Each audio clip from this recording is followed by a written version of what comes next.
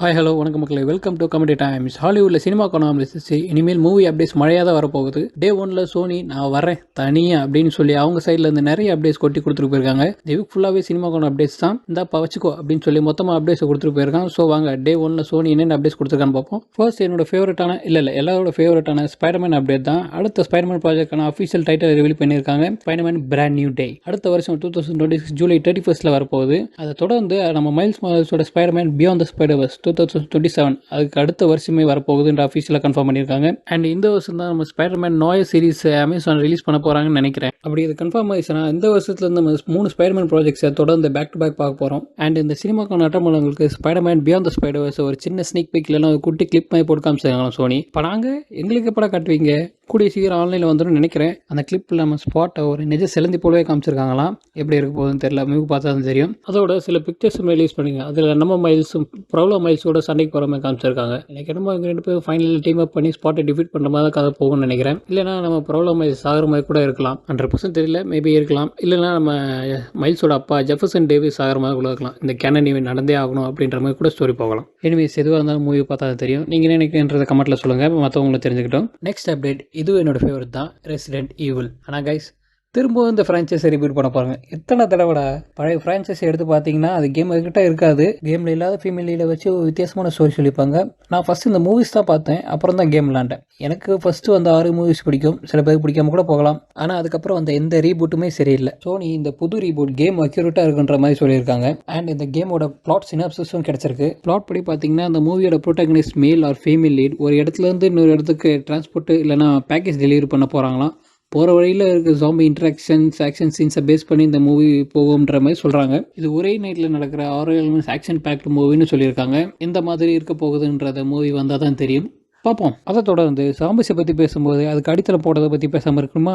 S, இன்னும் 2 மாதத்தில் 28 years later movie release ஆக போகுது. அதை தொடர்ந்து இதோட சீக்வல் பார்ட் 2க்கு த போன் டெம்பிள் அப்படின்ற டைட்டில் கொடுத்துருக்காங்க. இது ஒரு டைலஜியாக கொடுக்குறோன்னு பிளான் பண்ணியிருக்காங்க. நீங்கள் 28 இயர்ஸ் லேட்டர் டைலர் பார்த்துருப்பீங்கல்ல, அதில் போன் டெம்பிள் மாதிரி ஒன்று காமிச்சிருப்பாங்க. அதை பேஸ் பண்ணி இந்த சீக்வல் அடுத்த வருஷம் 2026 ஜனவரியிலே ரிலீஸ் ஆக போகுது. 28 டேஸ் லேட்டர் ஒரு சூப்பரான படம். அதனால நான் 28 இயர்ஸ் லேட்டருக்காக ரொம்ப ஆர்வமாக காத்துக்கிட்டு இருக்கேன். உங்களுக்கு எப்படின்ற கமெண்ட்டில் சொல்லுங்கள். அண்ட் இந்த மூவியில் நம்ம கிலியன் மர்ஃபி வருவாதான்னு கேட்டதுக்கு அவர் கண்டிப்பாக வருவார், ஆனால் ஒரு சின்ன கேமியோ ரோல் இல்லைனா ஃபைனல் எண்டில் தான் வருவாருன்ற மாதிரி டீஸ் பண்ணியிருக்காங்க. ஸோ வெயிட் பண்ணி பார்ப்போம். The legend of Zelda already இந்த லைவ் ஆக்ஷன் வரப்போகுதுன்ற நியூஸ் நீங்கள் கேள்விப்பட்டிருப்பீங்க. இப்போ இந்த மூவியோட அஃபிஷியல் ரிலீஸ் டேட்டை கன்ஃபார்ம் பண்ணியிருக்காங்க, மார்ச் 2027. இன்னும் 2 வருஷம் இருக்குது. இந்த லைவ் ஆக்ஷனை கன்ஃபார்ம் பண்ணும்போது சோனி நம்ம டாம் ஹாலண்ட் தான் லிங்காக கேஷ் பண்ண போகிறாங்கன்னு ரூமர் போய்கிட்டு இருந்துச்சு. உண்மையானு தெரியல, ஏன்னா டாம் ஹாலண்ட் இப்போ டைட் ஷெடியூலில் இருக்கார் மனுஷன். ஒரு பக்கம் ஸ்பைடர்மேன் 4, ஒரு பக்கம் டூம்ஸ்டே, ஒரு பக்கம் கிறிஸ்டோபர் நோலன் த ஆடிசின்னு சொல்லி அவரோட பீக்கில் இருக்காரு.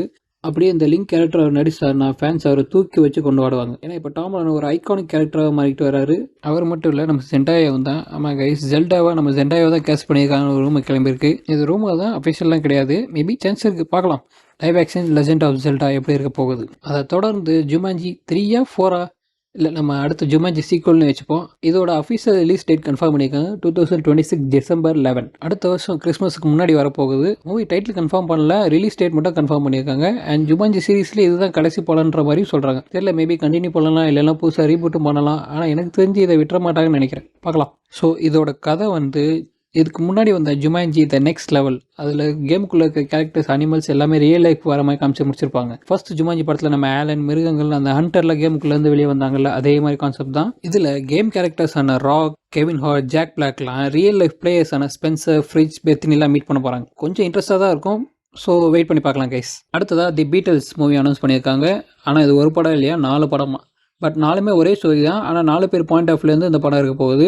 பீட்டல்ஸில் 4 பேர் இருப்பாங்களே, அவங்களோட பாயிண்ட் ஆஃப் வியூலேருந்து ஸ்டோரி போகுன்ற மாதிரி சொல்லியிருக்காங்க. இது எப்படி போக போகுதுன்னு தெரியல. ஏன்னா யோசிச்சு பாருங்கள், 4 பேருக்கு 4 டிஃப்ரெண்ட்டான பாயிண்ட் ஆஃப் வியூவில் ஸ்டோரி எழுதி அதை ஃபைனலாக ஒரே ஸ்டோரியை எண்டில் முடிக்கணும். அதுக்கு ப்ரொடக்ஷன் காஸ்ட் மட்டும் எவ்வளோ ஆகுன்றதை யோசிச்சு பாருங்கள். சோனி என்ன பண்ண போகிறாங்கன்னு தெரியல. இதில் ஃபேக்ட் என்னென்னா, அந்த 4 படமுமே ஒரே நாளில் ரிலீஸ் ஆக போகுதுன்றதும் சொல்லியிருக்காங்க.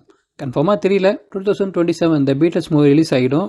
எப்படி இருக்க போகுதுன்றதை பார்க்கலாம். அண்ட் ஃபைனலாக காட்ஜிலா -1 எத்தனை பேர் பார்த்துருக்கீங்கன்னு சொல்லுங்கள். தக்காஷி யாமசாக்கி டைரக்ட் பண்ண ஒரு கிரவுண்டடான காட்ஜிலா மூவி. இந்த மூவியை ரைட் பண்ணி விஎஃப்எக்ஸ் ஒர்க் எல்லாமே பண்ணது இவர் தான், தக்காஷி யாமசாக்கி. ஆஸ்கர் வாங்கின மூவி. இவர் சோனியோட சேர்ந்து காட்ஜிலா 0 மூவிக்கான அப்டேட் கொடுப்பாருன்னு பார்த்தா அந்த காட்ஜிலா யூனிவர்ஸ்லேயே இல்லாமல் ஒரு புது ஐபியில் ஒர்க் பண்ணிக்கிட்டு இருக்காராம், கிராண்ட் கியர். புது டைட்டில் புது கான்செப்டில் வரப்போகுதுன்னு நினைக்கிறேன். எந்த மாதிரி இருக்க போகுதுன்னு ஒரு ஐடியாவுமே இல்லை. ஆனால் காட்ஜில்லா -1 ஒரு சூப்பரான படம். டைம் இருந்தால் மறக்காமல் செக் பண்ணி பாருங்கள். ஸோ இவரோட புது ஐபி நல்லாயிருக்கும் நம்புறேன். பார்க்கலாம். இதோட Day 1 சோனியோட அப்டேட்ஸ்லாம் முடியுது. எல்லாமே சூப்பரான அப்டேட்ஸாக கொடுத்துட்டு போயிருக்காங்க. நிறைய இன்ட்ரெஸ்டான மூவிஸ்லாம் கன்ஃபார்ம் ஆயிருக்கு. நெக்ஸ்ட் Day 2ல வார்னர் ப்ரோஸ் லைன் கேட்ஸோட அப்டேட்ஸ்லாம் கொடுக்க போகிறாங்க. நீங்கள் எந்த அப்டேட்ஸ்க்காக வெயிட் பண்ணுறீங்கன்னு கமெண்ட்டில் மறக்காமல் சொல்லுங்கள். முக்கியமாக சப்ஸ்கிரைப் பண்ணி லைக் பண்ண மறந்துடாதீங்க. Have a nice day guys. By.